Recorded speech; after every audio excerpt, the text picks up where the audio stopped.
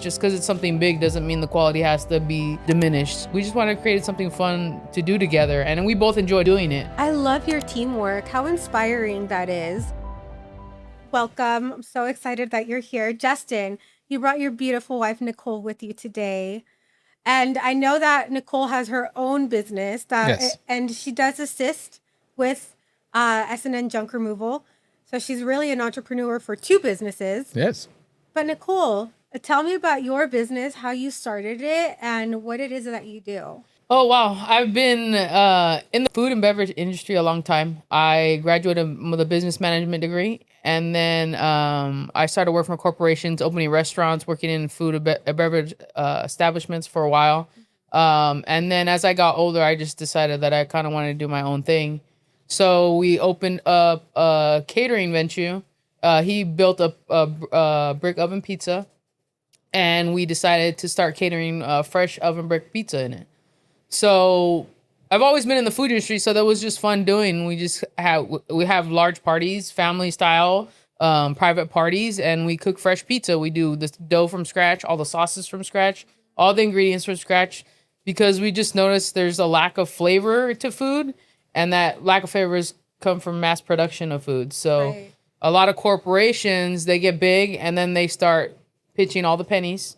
And as they pinch the pennies, the food quality from what it started for just disappears. So we want to bring good food to families and parties. Just because it's something big doesn't mean the quality has to be diminished. So we just want to create something fun to do together, and we both enjoy doing it.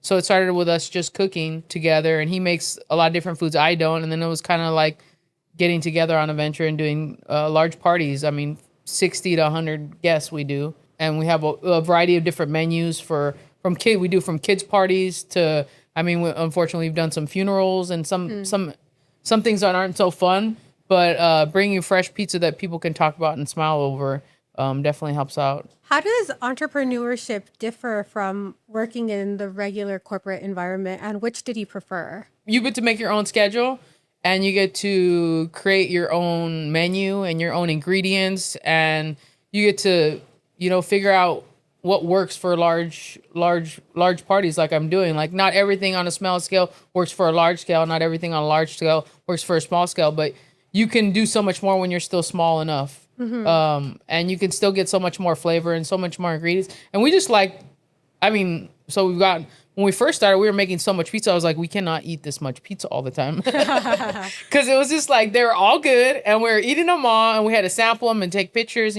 create a whole menu and do marketing. So it was just like, it was really fun at first. And then we started making, and we were cooking almost every month.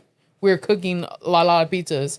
And I was like, only if I eat a little bit. And then it's like, they're good, so you just eat more and more. And then before you know it, it's like, we can't eat this much pizza. Yeah. But it all started off as something fun. But, you get to create new inventions and new taste and incorporate all different kinds of authenticity. Mm-hmm. Is there anything that you are missing, though, from the corporate environment that you wish you could have as an entrepreneur? What is it that people take for granted in the hospitality industry or working for corporate? I mean, corporate just creates like measurements for you to tell you whether you're doing well or not, but it doesn't give you the opportunity to do well and thrive in that position. Mm-hmm. There's limitations to that. So I didn't like the limitations that corporations and big companies, because you have to do your job. You're like a piece of the cog, or you're a cog in the entire wheel. Yeah, your job is not to create anything other than what they ask of you to do. Mm-hmm, mm-hmm. Whereas when you're creating a business, you're creating so much more, and you have so many ideas, and you can work with people that you like working with. When you're in a position, it doesn't matter if you like that person or not. It doesn't matter if they're good at their job or not. You're still got to work with them, which it's fun, and you get to meet a lot of different people, but you're not necessarily working with the best people in the industry all the time. Mm-hmm. I get to pick and choose who I work with and who my clients are. And I'm glad that you're saying that. When it comes to the sky's the limit, right? Because that's what you said. With the corporate industry, you have one role. That's all you do. You really have to work so hard to get to the next level. Yeah. Oftentimes, because you're not exposed to that next level, you don't know what it is that you want. as an entrepreneur, you have your hands in everything. And so you understand what your favorite aspects of your role are, of your job is as an entrepreneur. You also know what are some of your limitations. So let me ask you, what are your favorite parts of your job and what is a part of your role that maybe you don't love as much? Well, all the preparation after you've been doing it for a while, it kind of comes mundane like a corporate job. But the fun part is seeing other people experience that for the first time or getting together large amount of people, 60, 80, 100 people. Even if it's 20 or 30, you get to speak to those guests more than you would if you're in a corporation. You know, you're serving like a couple hundred people a day. And it's more of a transaction than an actual like event. We're doing events, so everything is new, everything is fresh. All the people are trying. Most of the time, you're trying your food for the first time.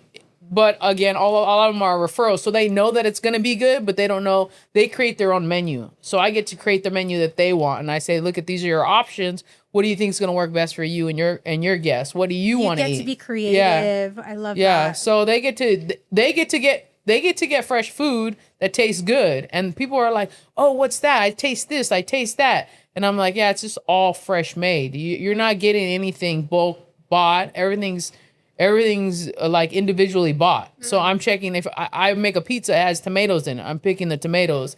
If you know whatever ingredient is, it's getting made, and I've been doing it I've done it so many times that now I've been able to perfect that ingredient, that pizza, that quality, that and personally deliver it to you. Like, you know, they're seeing it cooked and then taken to them. So a lot of time, I'm like, "Hey, watch out, it's really hot," and they're like, they don't believe me, they're just hungry, and I go, "Watch out, it's hot," and they're like, "Oh, that is really hot." So you said that you've catered to really large parties, so like 80, 100 people. I mean, in my head, it's not possible for you to do it all yourself. Do you have a team? What does that look like? So me and my husband, we are the team. And then as we need people, I have family and friends that have been in the food and beverage industry. I have them help me out. But it just depends on the event. Sometimes we're doing, 20, 40. We can do 60 people with no problem. Us two alone. If it's a high end event and obviously they want extra service, then I can bring on folks to help out. But as far as like the cooking and making all the food and doing all that stuff, me and my husband pretty much handle all that. To go along with what she was saying, like when we do events sometimes, what really helps when we, because we have that brick oven, when we heat that thing up, like in the beginning, it gets up to about 1,500 degrees. Like you cannot put your hand in there. It's how hot it is. Wow. So when it cools down, it's still between 800 to 1,000 degrees. Pizzas come out like within 2 to 3 minutes. You can pump those things out fast. I mean, you just rotate them, rotate. We just did a thing like a few weeks ago. It was a graduation party, right? Right. And we made 25 or 30 pizzas, and they went like that. I mean, there was a hungry crowd, a lot of young boys there. So they're chowing down. And the funny thing is people were coming up. They're like, "Hey, that smells good." I'm like, "Yeah, that's just the wood. The pizza's not even in there yet." Because I was using mesquite wood, right? Yes. And it has a beautiful smell when you burn it. It's like eucalyptus, but better. And then, so we're pumping in pizzas. They're coming out fast. And she's just taking them out there. We're prepping and doing everything. And I mean, we roll everything out by hand and everything. And everyone's like, "You guys are getting these out quick." I'm like, that fire helps tremendously. It's awesome. It's so it helps when you can pump them out fast, and I mean the flavor quality is still there because the dough cooks awful quick with a huge with a large temperature, and I think there's more work with the prep than it is actual cooking. So we're able to get them out quick, and I love your teamwork. How inspiring that is. You guys are able to work so well together. Now, I'm going to ask you a final question about this. Okay. Nicole, what is your dream? What is it that you want your catering company to become? How do you see it being in 3 to 5 years? The identity of it is still the same, is being a great quality food to people at their events, and not compromising on the flavor or the quality. And that'll be consistent throughout. It doesn't matter how many. That's what I pass down to the next generation of whoever's catering. They need to come out with the best quality they can. Otherwise, I don't think it should survive. So do you think you'd open up your own place if it were to get popular enough or to be so high in demand? I think me and my husband have talked about that a lot, and we've decided that we want no part of four walls. Okay. Yeah, no part of four walls. And Explain why. so, in all honesty, like because of our experiences in the food and beverage industry, like she's got more experience than me. Yeah. I mean, she's been doing it for so long. I mean, I got into it when I was in my late 20s, especially with like bar management or something like that. You end up being married to the place. You're there 12 to 18 hours a day. I mean, it gets nuts, you know, and A lot like of additional logistics. yes, there's like you end up being stuck at the place like, and at one point, to be honest, like you don't really enjoy what you're doing anymore. At least in my experience, I can say that for myself. You know, like I mean, she had a lot of corporate experience, so that when at least from what she's told me, like I mean, there's a lot of work involved, and with all the extra stuff you have to do, like me personally speaking, like I feel like it sucks the fun out of it. So when you keep it at a small level like this, like it's I personally think it's a lot more enjoyable because we get to make our own schedule. We don't have to worry about all the logistics that go having four walls around you. And yeah, I think it's a lot more fun keeping it mobile, I guess, in a way. I love that. Yeah. Well, thank you so much for sharing. Is there anything additional that you want to share about your catering company? What is it called? It's called Fire Up Brick Oven Pizza. We've been in business for almost about 5 years now. We do everything from like a smothered hamburger, cheeseburger pizza to, you know, a barbecue chicken pizza to just the basic pepperoni sausage. But it's just fun seeing others experience the food quality that you've worked out so hard to get, and to see that reward. And if I can pass it down to my kids, and if that's something they want to do, that'll be the coolest thing for me. That would be the most rewarding thing, is to see them say, "Oh, I want to do this," and then have kind of like a table set for them to do that if they'd like. And if not, then they can always do something on the side. I mean, Right. I don't think the thing about the four walls is that's your job. That's the only thing you can do. Yeah. Because I'm catering now, I can work on other businesses too. Like S&N junk removal. Like S&N junk removal, or if my kids are playing soccer or softball, I can now be a coach on their team. So once you're in the four walls, it's hard to create all those other avenues of business, as well as, you know, dimension to your life. That's so well thought out. Thank you so much for sharing. I said that was going to be the last question, but I have one last question, I promise, about this. Of course. I want to hear, what is the most touching review that you've ever received? I think the ones in person are always the best. And it's always like people are surprised that it's good because it's pizza, and there's just tons of people everywhere. And then they're trying to guess what ingredients you have. And that's it's hilarious cute. Because I do talk about the ingredients. It's not a secret about a good pizza compared to not a good pizza.